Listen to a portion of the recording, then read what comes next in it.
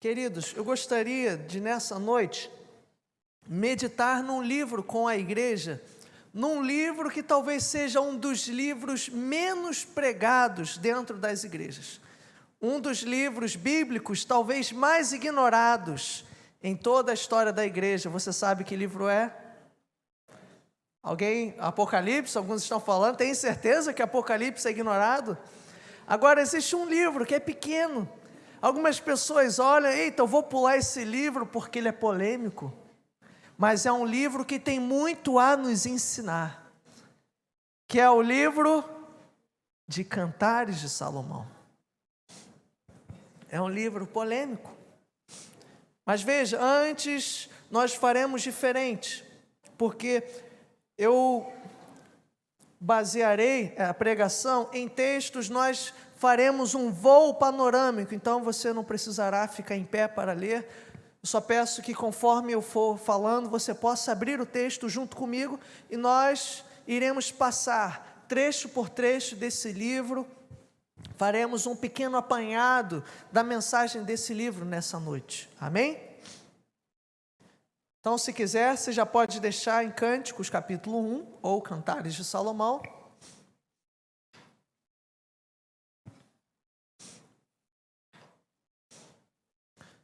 Antes de começarmos, vamos orar mais uma vez, pedindo que Deus possa nos dirigir nesse momento. Amado Deus e Pai, que privilégio, Senhor, é podermos ouvir da Tua palavra. Senhor, renova as nossas forças, nos ajude a olhar com o Teu olhar para a Tua Escritura, porque o Senhor também inspirou este livro. Eu te louvo pelo Teu amor, pela Tua fidelidade. Tira toda a distração do nosso meio. Tudo aquilo, Senhor, que não provém de Ti. Nos ajude a bendizer o Teu nome. Me ajude a ser fiel na exposição do Teu Evangelho, da Tua palavra, Senhor, escrita. Obrigado por tudo, Senhor, em nome de Jesus. Amém. Amém, louvado seja Deus. Queridos, como eu havia mencionado, este livro é um dos livros mais polêmicos da Bíblia, porque ele trata da intimidade do casal, até mesmo de muitas questões relacionadas à sexualidade do casal. E alguns podem até perguntar, mas pastor, talvez não fosse melhor ler esse livro, talvez no culto de casais, ou alguma coisa assim. Nós podemos fazer isso, mas veja bem, se hoje você abre o Netflix, você pode ir para um conteúdo mais simples que for, você verá questões sexuais, até em desenhos animados, muitas vezes. Nós estamos submersos numa cultura que gira em torno de pornografia. Eu estava montando um slide para o curso do Panorama Bíblico, não daqui, mas da Igreja de Cerâmica, e tem um site que talvez os mais jovens vão conhecer, chamado Pinterest. É uma biblioteca de imagens, e eu estou lá no meio de um monte de imagens de arqueologia bíblica, e no meio daquilo aparece uma moça de lingerie numa propaganda da Shine. Ou seja, nós não temos para onde fugir. Um teólogo muito conhecido, chamado Josh McDowell, nos Estados Unidos, ele tem uma agência missionária que tenta resgatar a questão da santidade na área sexual e apurou que um dado muito alarmante, que a maioria dos jovens, das pessoas, quando tem o seu primeiro contato com a pornografia, é com os 8 anos de idade. 8 anos de idade, as pessoas já são expostas a todo tipo de conteúdo obsceno, e isso é muito triste. Então veja, o mundo, ele tem muito a ensinar através dos seus streamings, seja Amazon, Netflix, a Rede Globo também. Eu estava no meio de um quilombo durante um mês, dormindo na casa de uma família, lá numa rede, nós estávamos num projeto, e lá no meio do sertão do Piauí, não tinha internet, mas tinha TV, com a antena lá cheio de bombril, mas tinha.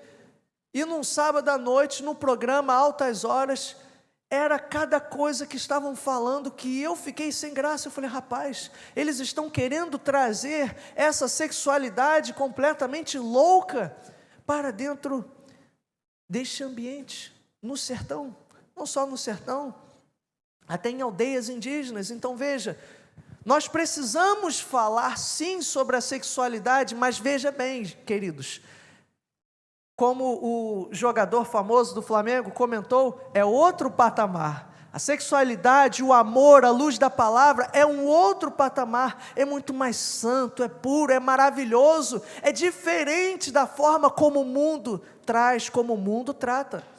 O mundo está discipulando o tempo todo as pessoas numa sexualidade completamente perdida e imersa no pecado, mas nessa noite nós teremos o prazer de olhar para o amor, como a Bíblia traz, como ensina. E alguém pode falar, mas isso não é só para casais? Não, temos jovens aqui, temos solteiros, temos noivos, e isso é para toda a igreja, porque veja, se não prepararmos os nossos jovens, as moças, os rapazes, como eles chegarão no futuro, nos seus casamentos? Como eles tratarão as suas esposas ou seus maridos? Quantos, já com 12 anos, não pensam em namorar? Então veja, nós como igreja precisamos discipular.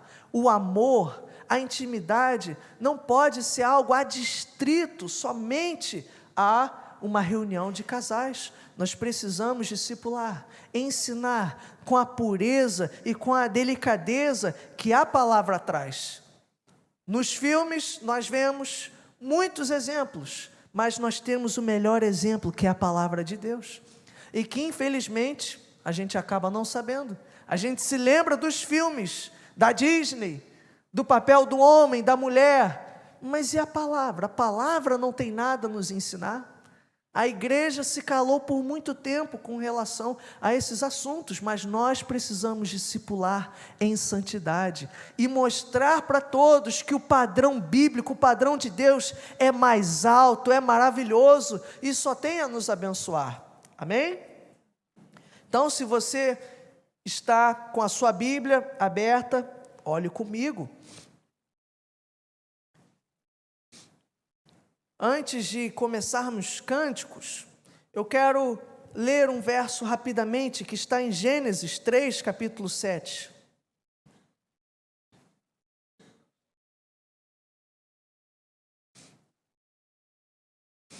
Gênesis 3, verso 7.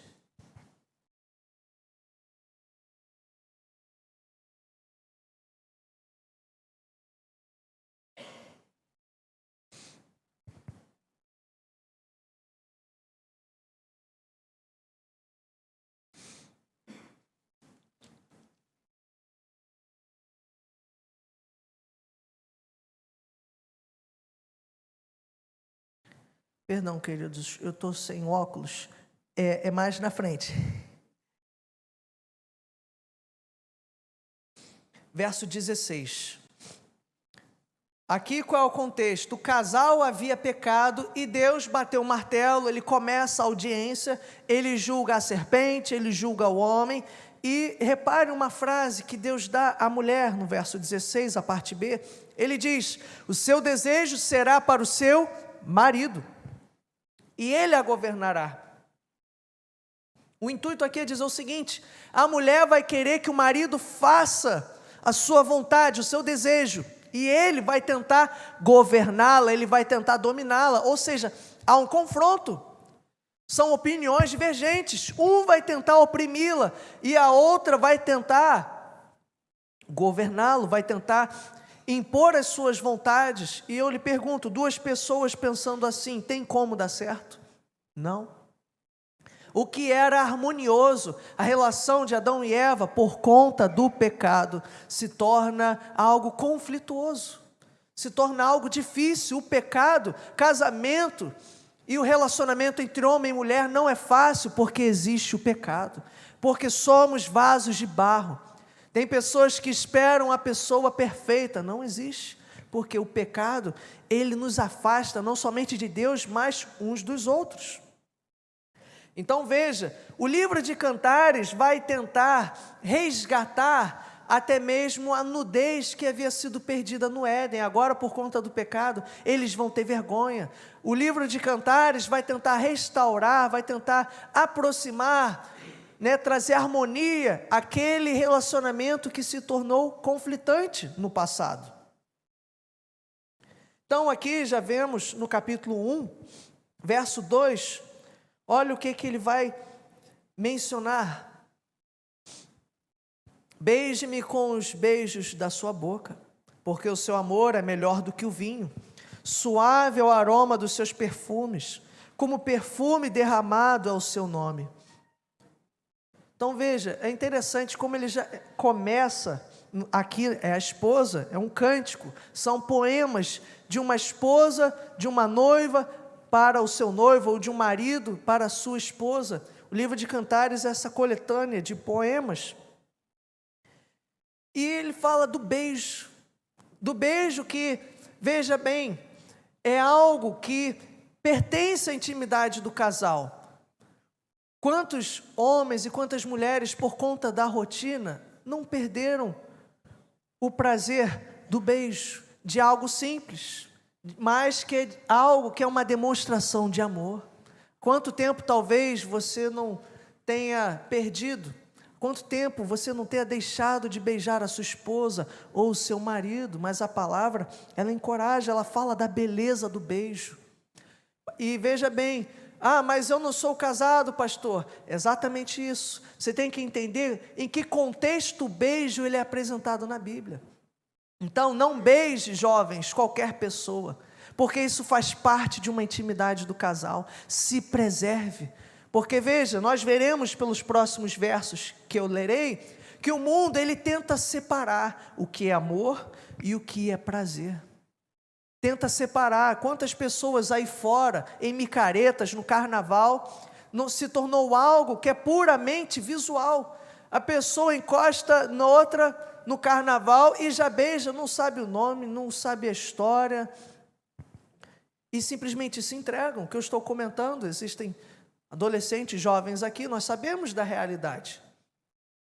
Mas veja, se preservem, se guardem, para que um dia vocês possam desfrutar dessa intimidade pura. Mas aqueles que são casados, aproveitem essa bênção que Deus dá, de desfrutarem um ao outro. E não somente a mulher fala disso, mas o homem também. Abra comigo, Cantares, capítulo 4, verso 10 e 11.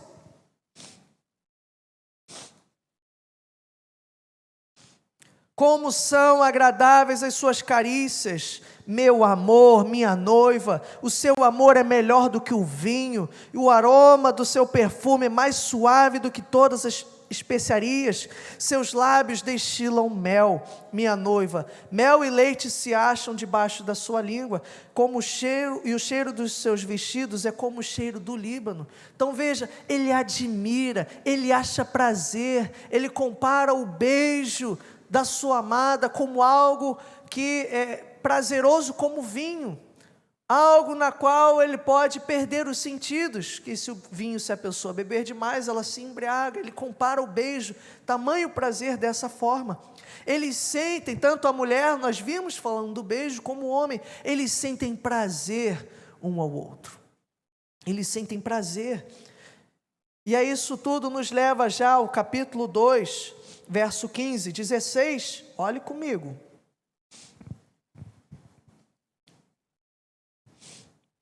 Peguem as raposas, as raposinhas que devastam os vinhedos, porque as nossas vinhas estão em flor. O meu amado é meu, e eu sou dele. Ele apacenta o rebanho entre os lírios. Veja bem, eles estão se colocando como um sendo propriedade do outro. Um precisa cuidar do outro. E essa ideia nós veremos lá em 1 Coríntios.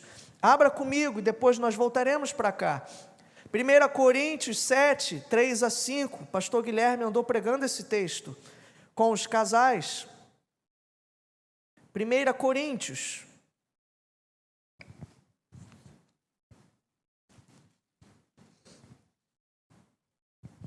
capítulo 7, 3 a 5. que o marido conceda à esposa o que lhe é devido. Também, de igual modo, a esposa ao seu marido. A esposa não tem poder sobre o seu próprio corpo, e sim o marido. E também, de igual modo, o marido não tem poder sobre o seu próprio corpo, e sim a esposa. Não se privem um ao outro, a não ser talvez por mútuo consentimento, por algum tempo, para se dedicarem à oração. Depois, retomem a vida conjugal, para que Satanás não tente vocês por não terem domínio próprio. Então veja, Paulo está falando para uma sociedade, a igreja de Corinto ficava ali na Turquia, e tinha muito das tradições do Oriente Médio, como se tem até hoje. Veja, a esposa de um professor meu, lá na Turquia, ele é filho de alemãos, uma brasileira com alemão, perdão, e ele viajando com a sua esposa em viagem missionária na Turquia. Até hoje, se a mulher não usar véu na Turquia, tem homens que chegam e se aproveitam, passam a mão, fazem coisas horrendas, porque eles associam a mulher sem véu a uma prostituta. Existe isso até hoje. As coisas infelizes que fazem com as mulheres no Oriente Médio, existe hoje todo um movimento no Irã das mulheres protestando contra o uso do véu, e muitos homens, quando veem uma moça sem véu, eles tacam iogurte, eles desprezam, xingam, apedrejam. Isso acontece até os dias de hoje. Muitos têm as mulheres lá no Oriente Médio como posses. O homem chega e só se aproveita, faz o amor e vai embora. Mas veja, a palavra de Deus, há mais de 1 milênio atrás, 2.000 anos atrás, ela já trazia um padrão muito mais elevado, não somente para os dias de hoje, mas até para aquela época, em que o homem não pertencia a si mesmo. Falar que o corpo da mulher, a sexualidade, a intimidade pertencia ao homem, é fácil. Mas quando Paulo chega e diz, mas o do homem também pertence à mulher, muitos talvez tivessem torcido o nariz. Como assim, Paulo? Mas veja, um pertence ao outro, a mulher não é simplesmente posse do homem, não, o casal, um tem autoridade sobre o outro, eles estão em níveis de igualdade, mas não é uma igualdade de um oprimir o outro, mas de um cuidar, um proteger o outro, um não pode usar ou abusar do outro para se satisfazer, não, eles têm que zelar por essa intimidade, um precisa ser guardião do outro. Então veja que para os padrões culturais, o padrão bíblico é muito superior, é muito mais elevado. A intimidade não existe somente para satisfazer a si próprio, mas a pessoa precisa pensar no outro, precisa engrandecer o outro, precisa pensar no outro, mas veja, é os dois, é um pensando no outro. E aí voltando para Cânticos, capítulo 2, nesse contexto de um cuidar do outro, um pertencer ao outro, zelar pelo outro, o autor aqui, Salomão, ele vai falar sobre as raposinhas. Como um pertence ao outro, ele vai falar com relação a essas raposinhas, esse animal que vai tentar entrar no campo, vai tentar tomar do que não é dele. E fala sobre peguem as raposinhas, que devastam os vinhedos. Então veja, quais são as raposinhas, quais são as setas que tentam invadir a intimidade ou o relacionamento do casal ou das pessoas. É algo que todos precisam pensar, mesmo que você não seja casado, quando você adentrar num relacionamento, você precisa estar vigilante, porque existirão raposinhas que vão tentar entrar no terreno do seu casamento, entrar no terreno do seu relacionamento. E ela aqui, a esposa, ela conclama o seu esposo, olha, peguem as raposinhas. E quais são as raposinhas da nossa época? Eu já comentei de uma, pornografia, que é uma raposa que entra e tenta destruir casamentos, mesmo que você não seja casado. Você homem, você jovem, lute contra isso. Da mesma forma, nós temos do lado feminino, muitas raposinhas na área da inveja, na área da comparação.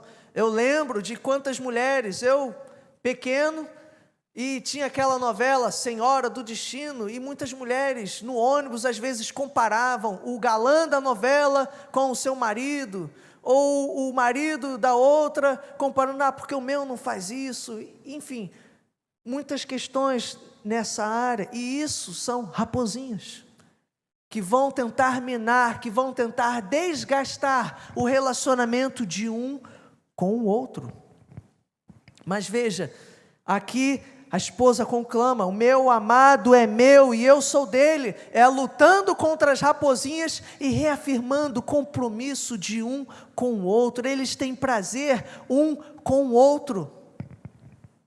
E é interessante, queridos, porque se tem uma coisa que a nossa sociedade hoje quer vender, são auxílios, são subterfúgios para viabilizar o casamento. Não, você não precisa só do seu marido ou da sua esposa, você precisa disso, assim e assado. Você precisa de toda sorte de aparelhos, de circunstâncias para o seu casamento dar certo. Mas, queridos, o que a palavra de Deus nos ensina é que Deus já nos deu tudo para o nosso casamento dar certo. Deu a esposa e deu o marido. É um encontrando amor, alegria e felicidade, prazer um no outro. Sociedade quer vender todo tipo de técnica, de besteira, para fazer o casamento dar certo, quando na verdade Deus já deu o homem e a mulher. E aqui nós vemos esse casal tendo prazer um no outro, eles se amam, eles se guardam, eles têm alegria, eles têm prazer em estar juntos. E aí, continuando, isso tudo já nos leva ao próximo ponto, que é da mútua admiração e alegria. O inimigo, ele quer diminuir a nossa admiração pelo próximo. Do capítulo 1, do 7 a 11, vamos ler.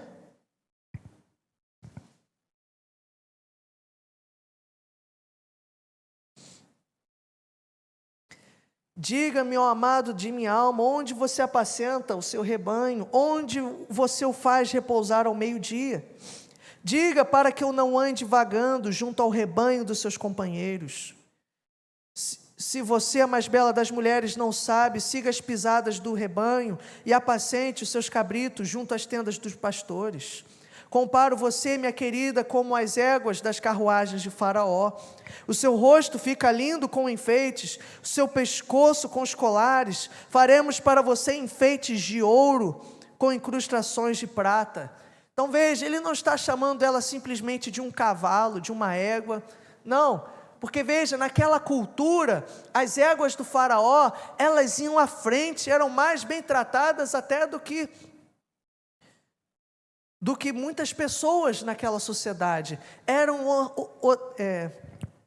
Eram cheias de joias, eram revestidas, eram limpas, bem arrumadas, eram objetos até de ostentação, era algo riquíssimo, era belo. Pessoas se reuniam na praça para ver o faraó desfilando com as suas éguas reais, e ele compara, ele diz: olha, você é cheirosa, você é arrumada. Ele compara. Você não precisa chamar a sua esposa, o seu marido de égua, algo assim, senão você pode arranjar um problema, mas você pode comparar. Poxa, você cheira tão bem quanto as flores, você me lembra as estrelas. Qual foi a última vez que você elogiou a sua esposa? Ou que você elogiou o seu marido? Você lembra? Não? Então eu vou te dar 2 segundos para você elogiar a sua esposa ou seu marido agora. Elogie, compare, abençoe. Às vezes a gente só vai tratar um com o outro reclamando. Misericórdia, de novo a louça. Olha, tem que descer com lixo. Mas há uma admiração. Há uma admiração mútua. Um deseja o outro, um deseja estar com o outro. Isso é algo santo, isso é algo belíssimo. Cantares fala desse amor. Sim, o mundo tenta separar o que é o amor do que é o prazer carnal. Mas veja, a Bíblia não separa, porque foi Deus quem criou tanto o sexo quanto o amor. Deus não fez essa separação. Lá no Jardim do Éden, qual é a bênção sobre o casal? Sejam férteis e multipliquem-se. Ou seja, tenham muitos filhos, façam muito amor. E a gente não pode ter vergonha disso, porque é algo que a palavra traz, é uma bênção, glória a Deus. Podemos casar, podemos amar, é a poesia. O maior gênero literário na Bíblia é a poesia. O maior livro da Bíblia fala poeticamente, que é o livro dos Salmos. E a gente não pode desprezar esse lado da Escritura. Pelo contrário, nós temos que voltar ao que a Bíblia ensina sobre o amor. Amém? Então veja, a declaração de confiança, essa perfeita harmonia entre os noivos. Mas veja bem, não é só o homem, eu não sei quantos repararam nesse texto, não é só o homem que corre atrás da moça. Os filmes da Disney nos mostram que é o príncipe que chega lá com o seu cavalo 4x4 e ele faz tudo, mas não, ela também prepara, ela também anseia, ela também investe. O casamento, a intimidade de um casal deve ser algo fruto do esforço de ambos. O homem e a mulher, eles precisam lutar, eles precisam se esforçar, eles precisam se preparar. A intimidade não fica na conta só de um, mas é algo que ambos precisam investir. E como nós lemos no capítulo 2, fala do campo, do seu amor como um terreno a ser cuidado. Veja bem, e aqui eu falo não só para os casais, mas para os jovens também. Quando casarem, é preciso que pastoreemos o campo da intimidade, do amor. O casal, muitas das vezes, por conta da rotina, do boleto, dos filhos, não se aproveita, não se ama, não investe, não sai junto, não janta, nem que seja ali num pastel e caldo de cana, mas você põe pelo menos uma rosa e uma vela, para você conseguir investir. Nós precisamos cuidar da nossa intimidade. Leve a sua esposa para jantar, invista no seu casamento. Invista num retiro como esse. Se você não tem condições, ore, vamos correr atrás, vamos pedir a Deus estratégia, mas veja, nós precisamos zelar. Se o casal, o homem ou a mulher, não correr atrás do pastoreio, do cuidado com o seu amor, com a sua intimidade, não existe pastor, nem terapeuta que possa ajudar. Eu não estou desprezando o auxílio de terapeutas ou psicólogos ou pastores de forma alguma. O que eu quero dizer é que o casal precisa se esforçar. Muitas das vezes a pessoa não se esforça, não entende a responsabilidade, é que nem a vida de oração. Eu preciso orar, eu preciso ler e me disciplinar, porque não tem como os irmãos orarem por mim. Eu preciso orar, da mesma forma, a intimidade de cada casal. É preciso entendermos a nossa responsabilidade por esse cuidado. Amém? Então veja, nós vemos sobre isso. E aí eu quero ir para o capítulo 8, verso 7.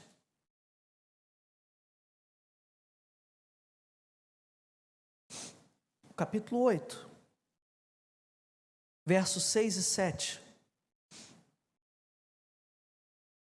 Ponha-me como selo sobre o seu coração, como selo sobre o seu braço, porque o amor é tão forte como a morte, e o ciúme é tão duro como a sepultura. As suas chamas são chamas de fogo, são labaredas enormes. As muitas águas não poderiam apagar o amor, nem os rios afogá-lo, ainda que alguém oferecesse todos os bens da sua casa para comprar o amor, receberia em troca apenas desprezo.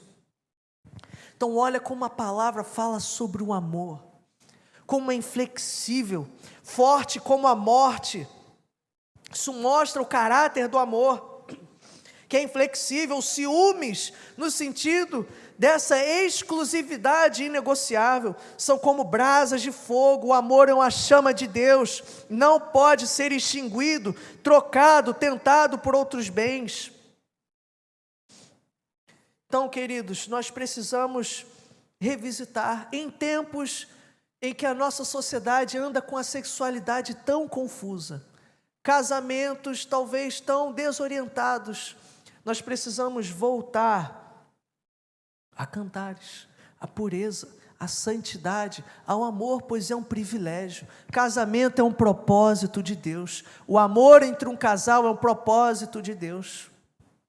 E mesmo aqueles que ainda são jovens, moços e moças, precisam atentar para o alto padrão que a Escritura traz. Não aceite uma moça ou um rapaz que não haja com honra e santidade de acordo com a palavra de Deus. É algo puro, é algo que nós precisamos velar e preparar as próximas gerações. Nós não sabemos o dia de amanhã. O Netflix já está discipulando pessoas com base nisso. Nós assistimos filmes sobre adultério, sobre sexo antes do casamento, com muita naturalidade. Nós não questionamos isso. Mas a palavra, ela fala que, veja bem, ela não separa o amor do ato sexual. Pelo contrário, o ato conjugal, ele é fruto de uma vida de amor, em santidade, de uma aliança, de um compromisso firmado. O mundo, ele tenta separar essas coisas. O mundo viola a santidade de Deus. Mas veja, meus irmãos, tudo isso aponta sim para o relacionamento de Cristo com a igreja, porque a união de um casal é algo tão santo, é algo tão maravilhoso, que, veja, é o maior exemplo que a palavra nos traz para falar do amor de Deus com o seu povo. É a noiva e o noivo. Até a segunda vinda de Jesus, ela é apontada como que as bodas do Cordeiro, como a festa de casamento. Casamento é algo santo, é algo sério, é algo tão sério, que é comparável ao relacionamento de Deus conosco.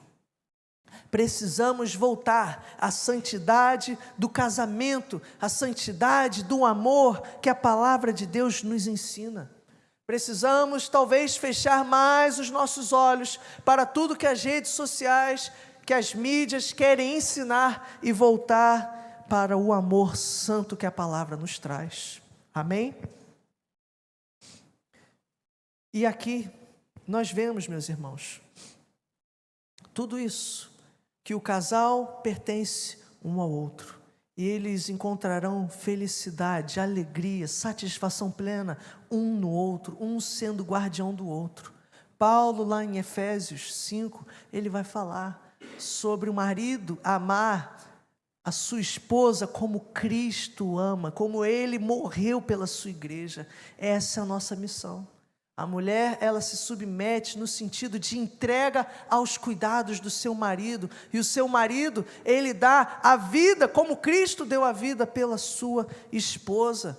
Então veja, o homem e mulher, eles têm uma missão no casamento, eles têm uma missão no relacionamento, é propósito de Deus. Que nós possamos orar para que Deus possa avivar os casamentos na nossa igreja, e que mesmo aqueles que ainda não são casados, mesmo que, mas eu sou uma viúva, um viúvo, pastor, não tem problema. Essa palavra se aplica a todos nós, sabe por quê? Talvez você seja um instrumento de Deus para um jovem, para um parente, para ensinar acerca da pureza do Evangelho, a pureza dos relacionamentos. Todos nós precisamos dessa palavra. Sejam aqueles que estão se preparando para a vida adulta, seja aqueles que já são casados há mais tempos e precisam desse renovo do Espírito Santo para avivar. O seu casamento, meu irmão, minha irmã, é um propósito do Senhor. Invista, ore pelo seu casamento. Você que não se casou, que quer casar, comece a ler, leia Cantares, Ore em cima disso, para que o Espírito Santo te prepare, para que você seja um homem que vá ser alguém zeloso pela santidade da sua esposa, um homem que possa cuidar da sua esposa como Cristo cuidou da sua igreja. Você, mulher que ainda não se casou, que você possa ser santa, se guardar e entender que existem coisas que só são entregues debaixo de uma aliança firmada no altar. Não caia nos encantos, nas ciladas e nas falas de qualquer um. Busque alguém que possa se entregar por você como Cristo se entregou pela sua igreja. Meus irmãos, nós precisamos voltar à santidade da família, à santidade do amor nos relacionamentos. Porque veja, a família foi a primeira igreja a ser fundada por Deus no Éden. Então veja, é uma bênção. E a palavra de Deus é maravilhosa, e já trata de tudo isso, amém? Então vamos fechar os nossos olhos, vamos orar, mas antes que os músicos, os irmãos possam vir, eu gostaria que nós tirássemos um pequeno período de oração. Peço que os que são casados, que orem, ore você com a sua esposa agora. Se a sua esposa ou seu marido não está presente aqui, ore por ele nessa noite. Se você talvez é solteiro ou solteira, ore também: Senhor, me ajude a me preparar. Talvez eu seja muito novo, mas isso não significa que a palavra é menos importante. Me ajude a ser um jovem santo, me ajude a não cair nas ciladas do pecado, como muitos da minha geração caem. Me ajude a me preparar, me ajude a me guardar, santifica a minha mente, santifica a minha alma. Ore, peça a Deus: Senhor, me santifica. Senhor, abençoe meu casamento, abençoe a minha esposa, me ajude a me voltar, Senhor, para a Tua palavra, para o Teu Evangelho, a entender a pureza, a grandiosidade que é, Senhor, a intimidade à luz da Tua palavra. Que responsabilidade, que maravilha, Senhor.